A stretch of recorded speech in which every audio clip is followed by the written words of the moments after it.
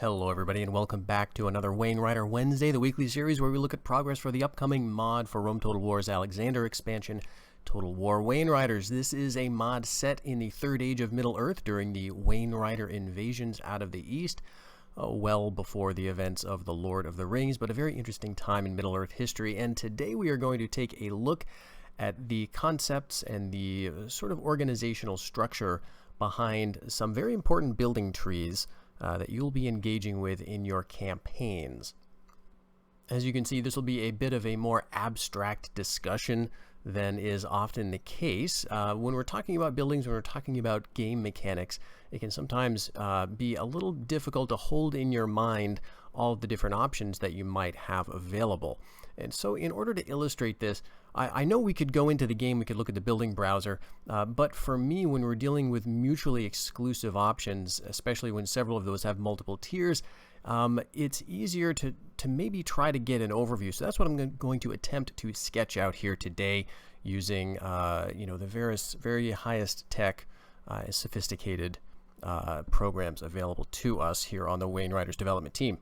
Now, in some ways, this is going to be a follow-up video to one I did a couple weeks ago looking at the Provincial oversight system.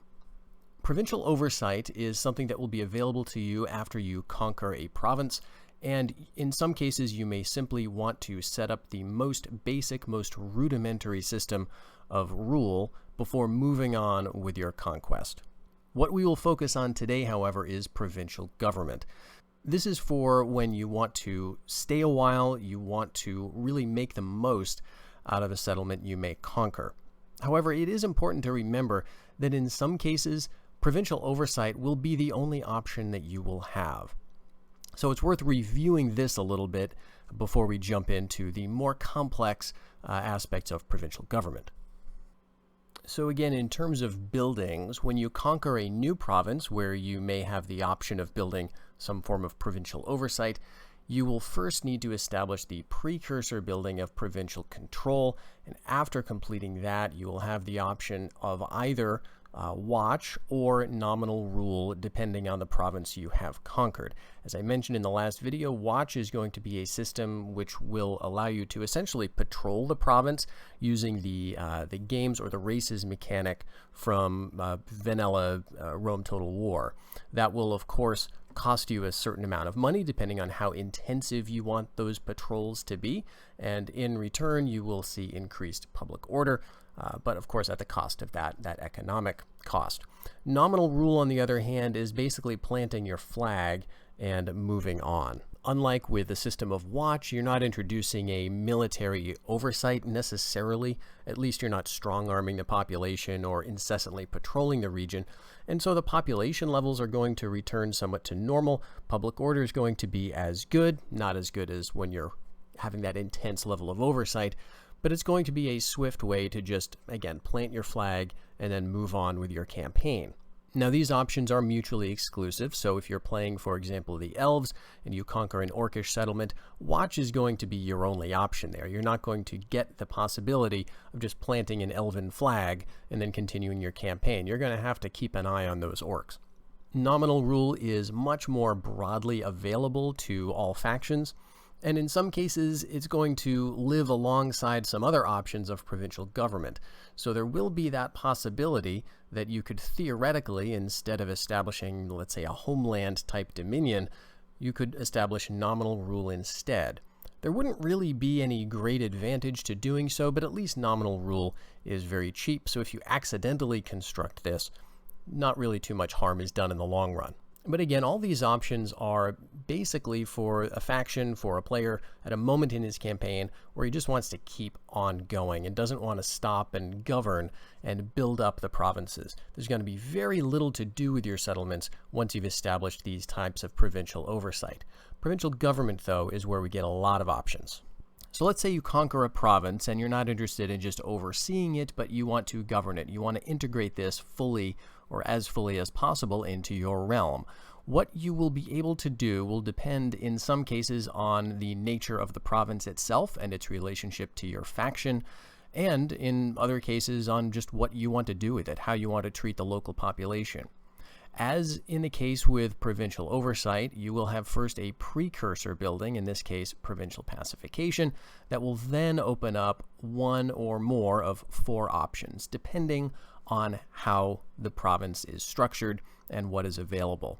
Let's actually start with these 2 options on the right, your core homeland and your non-core homeland options, because these in some ways are the simplest ones to talk about.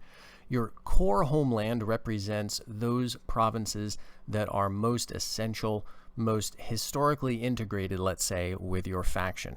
In the case of Gondor, then you might expect those provinces, those settlements along the lower course of the Anduin River, Minas Anor, Osgiliath, those types of places, to be your core homeland provinces. However, in addition, factions get a certain number of provinces that are considered non-core, but still homelands. These are peripheral settlements, maybe provinces that have long been part of the kingdom, but always viewed as somewhat apart. So we might look at the fiefs of maybe Western Gondor as an example of some of those non-core homelands. If a province that you have conquered falls into one of these 2 categories, then these are the only options you will be able to build with regard to provincial pacification and provincial government overall. You will not get the option to client or subjugate your core or non-core homeland provinces. These are going to also be single-tier buildings. So if you conquer a settlement, let's say that you lost Osgiliath to the Wainriders, you're playing as Gondor, you reconquer it, then the only option there would be to rebuild eventually your core homeland, slap down a provincial pacification, and then this will be the only option available to you. Outside of your homelands, however, you will be confronted with this option, whether to make a client rulership of the province you've conquered or to subjugate it, to essentially more completely integrate it into your own faction. A client system represents you handing over a certain amount of power to the local traditional leadership and kind of letting the province run its own affairs as they had been run in the past, with, of course, some tax income accruing to your faction. This also is the option that will allow you to train native troops, or troops that are local to the province that you have conquered. So if you take over territory in Rovanion, let's say, then you may find some cavalry units or some infantry units that are particular to that region if you make a client out of the province that you have conquered. Subjugation, on the other hand, represents, again, that more forceful integration with your faction. So this is a more direct form of rule, rather than allowing the local leaders to continue on more or less as they had been, but still answerable to the King of Gondor. In the case of subjugation, you're installing your own leaders, you're taking a more hands-on approach. Native troops that are native to the region you have conquered will not be available in this case, but you will be able to train some of your own native roster and have some other advantages. Now, before we go into too much detail about all of this, I should say that these are work-in-progress names, and depending on your faction, these terms may be quite different. We may keep the term subjugation for a faction like Angmar, the Wainriders, the Orcs, or whatever, but for this particular form of rule in the case of Gondor, we're probably going to go with something different, maybe direct rule or something along those lines, just to make it seem a little more friendly. Now, both client rule and subjugation have 3 tiers of development. As you can imagine, each tier of your client rule is going to give you more benefits, such as, increased access to factional troops and increased access to buildings in general. With regard to the subjugation line, again, that will increase your access to building options and recruitment options the higher you build in the tiers. These 2 types of rule also differ in terms of other benefits, with client rule bringing increased public order relative to subjugation, but subjugation bringing more income and more efficiency with regards to construction. Now, both client and subjugation rule is going to be inferior to what you can find in your homelands in a few ways, most notably perhaps in recruitment options, but also in things such as income bonuses, construction bonuses, and things of that nature. But of course, outside of your homelands, these are going to be the only options you have. Well, almost the only options. As I mentioned, nominal rule is always going to be sort of a potential option as long as it's not a province that will only accept watch. So again, if you don't want to go through the hassle of taking an outland province that's not one of your homeland regions and going through 3 tiers worth of development of varying cost, then you can just slap down a nominal rule, and that will help alleviate some of the pressures. Because going on in the background behind this system, the game is going to keep track of how many settlements you own that are integrated into your provincial government or have some form of oversight versus those that do not.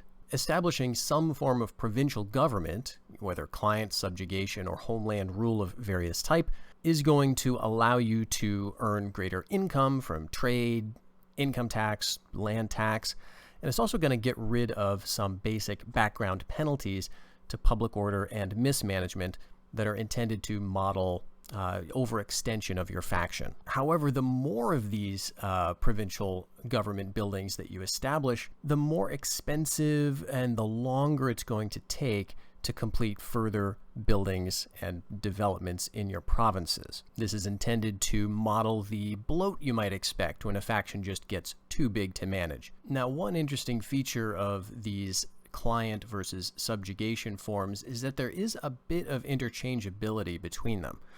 That goes one way, however. That goes from client to subjugation. So let's say that you take over a province and you initially establish client rule there. You want to maintain public order, and you know that subjugation is going to be slower and costlier to establish in the province compared to client rule, and also subjugation is going to make the people hate you a little bit more. So you set down a client rule and you go up to tier 1 of that. Now at this point, you could actually switch over to subjugation. You could still have the option of subjugating that province when you build your first tier of client rule. And that continues when you build tier 2 or when you build tier 3 of client rule. You can, at all of these 3 tiers, switch over to subjugation. If you decide that public order is fine in the province and you want to, more aggressively declare that Gondor is the owner here, then you can do that by switching over to subjugation. However, the switch will be easier if you first get to the 3rd tier of client. So if you go all the way up the tiers of client rule, then you will have an easier time switching over to subjugation. Easier, that is, in terms of speed of construction and cost of converting over to a more subjugated, more directly ruled province in the realm. When that happens, you lose all the benefits of client rule, and you gain all the benefits and associated penalties of subjugation or more direct rule. Well, as a bit of a break from the Microsoft Paint screen there, let's end the video with a look at these Arnor nobles and Arnor units. But yeah, overall, the system, I think, proves to be rather interesting. We're going to basically give you a bit of freedom. In contrast with what you remember from 4th Age Total War, that system included several options for the provincial government system, if you will, but it was entirely defined by the predetermined nature of the relationship between all the provinces on the map and your faction. So whether a province was counted as a homeland, a fiefdom, or an outland in 4th Age Total War, that was not in your hands as the player. Now, some of that still remains in Wainriders with the determination that certain provinces are part of your core or your non-core homeland regions. But as for the others, you do have the option there to determine whether you're going to just slap down some form of nominal rule, essentially a provincial oversight system, or whether you're going to establish a more full client system of rule to get some of those access to native unit types you may not otherwise get. Or to more fully put the province under your thumb and rule it directly with that system of subjugation. So I hope that gives you a bit of insight into the system. I hope I have somewhat summed up accurately what the system will entail, but as I have said throughout most, if not all, of these videos, the mod is, of course, still a work in progress, and everything that you see from the names to, I guess, the mechanics is up for grabs, is stuff that is continuing development as we move forward with the mod. So we're going to have more updates coming, of course, in the days ahead, possibly to look at other building systems, possibly something else. We'll have to see what awaits. But thank you very much for joining me today. I hope you'll stick around to the next video. Until then, everybody, take care.